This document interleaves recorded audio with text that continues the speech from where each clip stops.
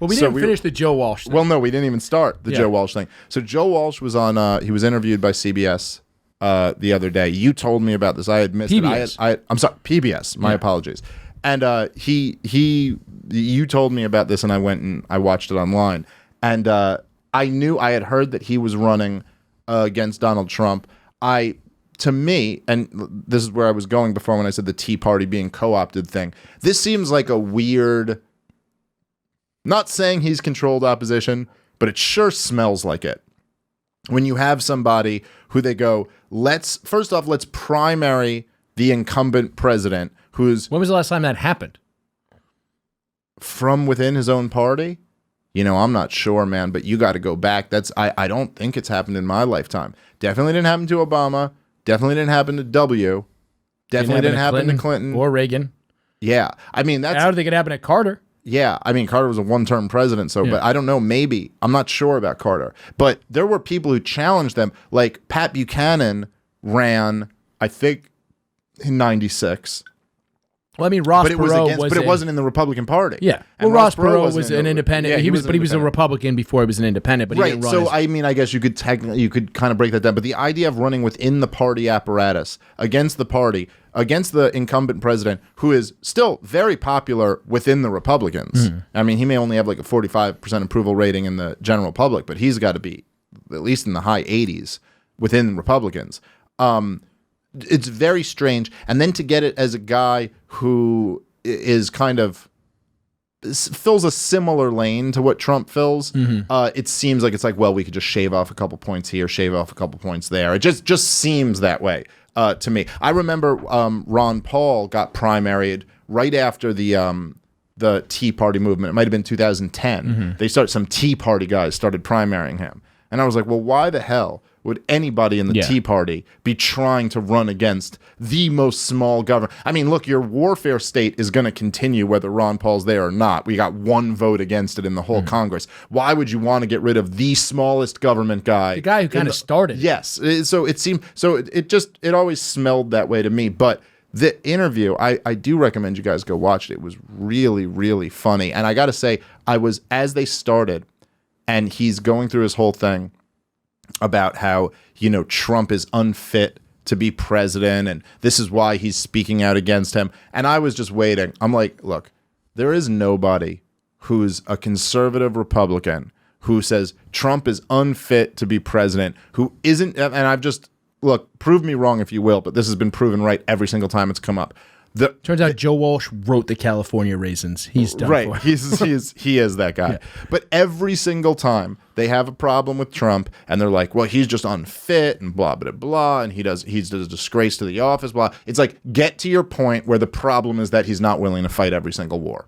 Get to it. And it's about it's a few minutes in before he finally goes, and the moment that I turned on him was in Helsinki, when he betrayed his own people. And he actually says the words, which I think this is so revealing. This is my favorite thing about Trump, is that he gets other people to reveal their hand. It's not even anything Trump does, but he gets the mainstream media to reveal their hand. He gets the Democrats, the Republicans, all these people. They show you what they are. And he goes, he showed disloyalty that day in Helsinki when he said he believed Vladimir Putin over his own people. Oh, and by the way, by his own people, I mean the CIA. So he showed disloyalty by not agreeing with the CIA. So this is the position that you're holding, that the president is bound to the CIA, and if you don't agree with them, you are disloyal. Well, the weird thing is like, how do you not... Trump is definitely a huckster. You know what I mean? Like, he's always 100%. been a huckster, so he just talks like a huckster. You know what I mean? Like, it's just like, people like act like they don't understand that some like New York douche from Queens calls Nigeria a shithole country until you tell him, here's why Nigeria is not a shithole country, dick. Because, I mean, like, whatever. We'd have... I believe it was Haiti. No, it was. I think was Nigeria? It was a bunch of different countries. I think that was one of them. But a bunch of different shitholes. But a bunch of different shitholes. But the thing with Nigeria is Nigerian immigrants have alleviated the general practitioner shortage in this country because a lot of them go into medicine. They're doing very good. Yeah, Nigerian immigrants. Yeah, they do great. Yeah, they're raising the average for black people. It's now I can't be president. Look at that. You were that close. So close. Snake dick for president. But it was, so that was kind of funny. And then what's so great about it, what's really worth watching about the interview, is that this guy, and I didn't really know much about him, but this guy who's going, Donald Trump is not fit to be president, then as the questions start rolling in, it turns out this guy's like a conservative firebrand himself who's said the most outlandish It's Rush shit ever. Limbaugh level. He's worse than Rush Limbaugh. Yeah. He's said shit that, so they go, so he's like, Donald Trump is unfit to be president. And then at a certain point in the questions he's getting, they're like, so you publicly said blacks are lazy. And he's like, yes, I did. I said that. And they're like, do you believe that? He goes, yeah, I'm just saying I think you should be allowed to say it is what I really meant. And he goes, and then at one point she goes, so you said Obama is a Muslim and wasn't born in this country. And he goes, no, I never said that Obama wasn't born in this country. I was not a part of that birtherism crap. And she's like, okay, but you did say he was a Muslim. He goes, yes, several times. I did say that. Yeah, he's like, I said that a lot. He offers several times. But here's a weird thing about Obama is I remember my buddy Zach, who's a Sunni Muslim. He's a black guy. He's light-skinned. You know what I mean? He was super high. He was like, Obama's a Muslim before Obama got elected. Huh. And I was like, what do you mean? He was like, and this was a thing that was in, I don't know if it's like some sort of Mandela effect thing, but it was in the zeitgeist that Obama was a Muslim and that he got sworn into the Senate on Thomas Jefferson's Quran. This was said to me the first time I heard Obama's a Muslim was during the primary from a black Muslim. Well, the stuff started leaking during the primary, and I think a lot of it was Hillary people who were putting that out there. Like, he wasn't born here. He might be a secret Muslim. Hillary Clinton, when she wants power, she will do anything for political power. Yeah. But it was... Keep hot sauce in her purse, cheat at dominoes. Oh, yeah. She'll do whatever the fuck she's got to do. Kill a pedophile. Yeah. Well, sometimes you got to kill a pedophile. Did you see one of the funniest things ever? You know the Area 51 thing's going on right now. It was like the raid on Area 51. Right. I saw that guy on Rogan's podcast. He's an idiot. Yeah, but that's like, kind of what I thought. I don't know, idiot, but... Somebody put up a Facebook page that was similar. It was like, raid the Clinton compound in Chappaqua. They can't suicide us all, and had like 1 million people in a couple hours. It's great. It was weird how that thing took off. This Area 51 Gotta see them aliens, shit. you know what I mean? Yeah. Hillary said she would... I feel like I'm the only one that remembers this, but Hillary Clinton said if she became president, it was like when stuff was starting to look a little wonky for her in the primary. She's like, if I become president, against I'll declassify... Obama or against Bernie. Okay. And she said she would declassify all of Area 51's information. And I'm just like, are we not going to make Trump do this? Are we really, like, the guy who would actually do it? Yeah. Are we really not going to make this an issue? Why are we not tweeting this jerk off? Like, well, Bill Clinton used to talk about that all the time, too. He was big on the, I'm going to find out what's going on with aliens and all that stuff. Bill Clinton? Yes. Bill Clinton. Really? Yeah. I do not remember that at all. He's talked about it before. And I guess he did declassify some things. The people who are big believers in aliens were like, Bill Clinton was trying to prepare us to, accept. My feeling on the whole thing. Ran on that. I think the government loves people believing in this shit. Oh, yeah, of course. I think all of the fucking deep state, like CIA, it's like, yeah. No, there's totally aliens, and there's this whole conspiracy. Magic bullet. And really focus on that. And it's like, that's a huge thing. And we're just going to go rape this third world country for their resources. But don't worry about that so much. But totally, to go storm Area 51. That's my feeling. I don't know if that's right or not, but that's just how I've always kind of, what my hunch has always been about that shit, that it's a big distraction. But hey, maybe not. Maybe there's fucking aliens, and we got to go figure that thing out. I mean, look, I would just honestly like to just declassify it and put the thing to rest. Oh yeah, I'd like to declassify probably 99% of shit that's out there. No, I mean, what's the 1%? Yeah, maybe all of it. Yeah, like what? Like I want to know if Clinton was fucking kids with Jeffrey Epstein. Like, I mean, beyond like what would you not want declass? I mean, I guess actual troop positions. The Jeffrey Epstein thing that's been great. Been a really great story. I was talking to Stanley really about made this. People realize that it's like you try to demonize the term conspiracy theorist as much as you want, and a lot of the crazy people who are into conspiracies make it really easy to do that. But once the Jeffrey Epstein thing, like just the information that kind of is basically known, you just go, it's pretty hard, I think, for the average person to not go, isn't it obvious that it's more of a leap to believe the official story than it is to believe that something fucking sinister is going on here? Yeah. Like, just to take the New York Times version of it seems substantially crazier than to take they're just the Alex going Jones with- version. They're just going with the line, right? Mm-hmm. They're just going with, it just turned... Like, he was a billionaire, he was a criminal, and, he committed suicide. The craziest thing, somebody posted it right after that happened, was like they somewhere on the internet it had leaked photos of El Chapo in his underwear from security cameras from the same fucking jail. And there's no video. There's no photos. Like, in his cell, in his underwear. Yeah. El Chapo.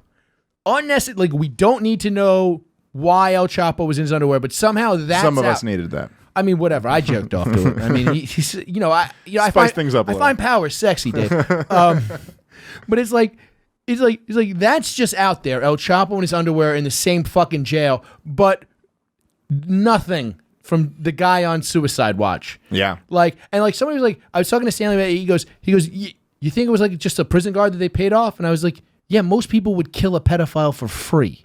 Yeah. You know what I mean? You're gonna hand him $100,000 in cash? Sure. And tell him there's no way he'd ever get in trouble for this? Yeah, I would kill any pedophile for that. Sure. Literally yeah. any pedophile if you gave me $100,000 and said... And you're in prison already, you got to think, too. It's not as if you're like, well, I'm risking my freedom or something like that. It's like you're already in a I think it was a guard. I think a guard definitely fucking just killed him. Yeah, I can Like see with that. a nightstick across the neck. Well, even if he did, here's the thing is that even if he did commit suicide, that doesn't in any way disprove a vast conspiracy. Because the idea is that, like, okay, so for him to commit suicide, first off, how did he get access to something where he could commit suicide? Mm-hmm. How was he not being checked by the guards? How is the whole area clean? You know what I mean? Like, all this stuff that would have had to happen. And who could have potentially pressured him into committing suicide? Maybe he was threatened with something and then committed suicide. The idea that you have a guy who's the highest profile prisoner in the country right now, and he's off suicide watch for what, 24 hours before he ends up killing himself, and this guy isn't being monitored at all, and there's just the guards were tired and they were understaffed, and that, like, really? And the prison How has does like that one even happen? suicide in the last 70 something years? Come on. This just seems crazy. And even if it wasn't for that, even if the suicide was completely legit, the whole story is this giant conspiracy that's like, dude, it exposes so much about the system that all of these people knew who this guy was, were still willing to work with him, that the government went easy on him even after he got caught. I saw just the other day, they were doing a thing about some of these financial institutions that have been working with him. And it's pretty much all the big ones. I think with the exception of Citibank. I might be wrong about that. There was one, he had a lawsuit against one of the big financial companies, like before all this stuff. So they, I think, stopped fucking with him. But I thought that was real interesting, where it's like, so that, these big financial companies who have all been talking about, and some actually putting into action, that they won't do business with gun manufacturers because they're like, well, someone's got to do something about these mass shootings or whatever, blah, blah, blah. These guys are doing business with a guy who had been convicted of soliciting minors. He's not even like, oh, there's rumors about this. Like, straight up a conviction for fucking being a statutory rapist. I mean, maybe not that wasn't a conviction, but it was for attempting statutory rape, whatever you would call it, soliciting minors for sex. And so it's like, we're kind of, these big financial institutions, they all of a sudden they have this fucking morality about doing business with gun, dealers. Get the fuck out of here, man. It's there's so many things about this story that are just a great example. Well, Stanley on High Society, Stanley floated this thing. We were talking about the Epstein stuff, and we were looking at just the dates. It like lines up, and he was just like, I bet he had dirt. Like, Stanley goes, I bet he had dirt on Madoff, and that's how he got off on that first one.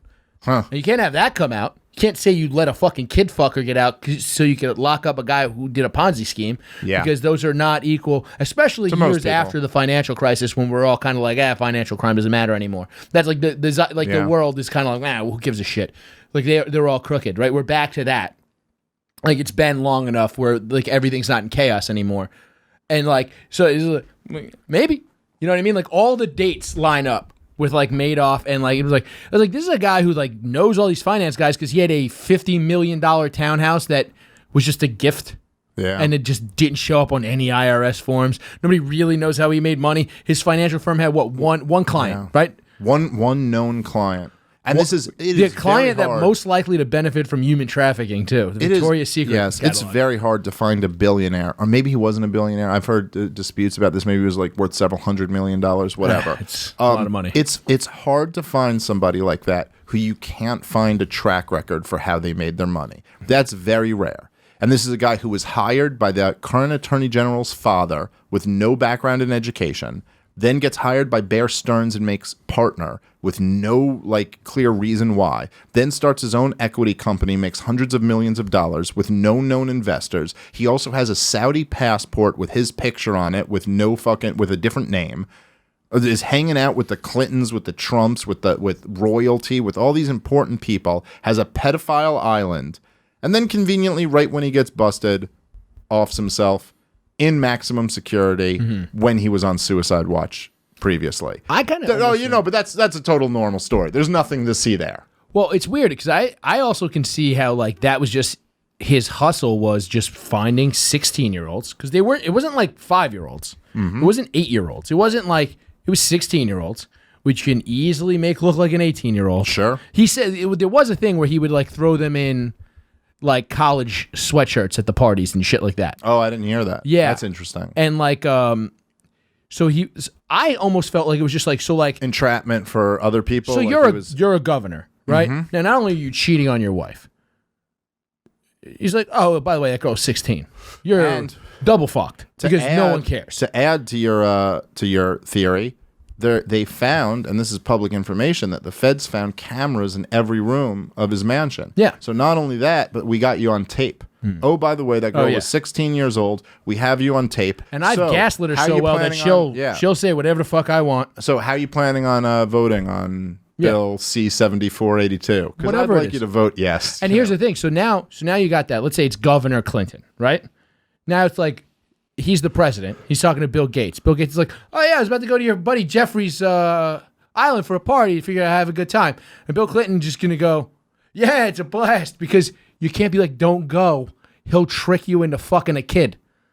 I don't know. I'm just guessing. Yeah, I'm pretty sure he'll trick you into fucking a kid. Not from personal experience. I didn't do it, but We played Yahtzee.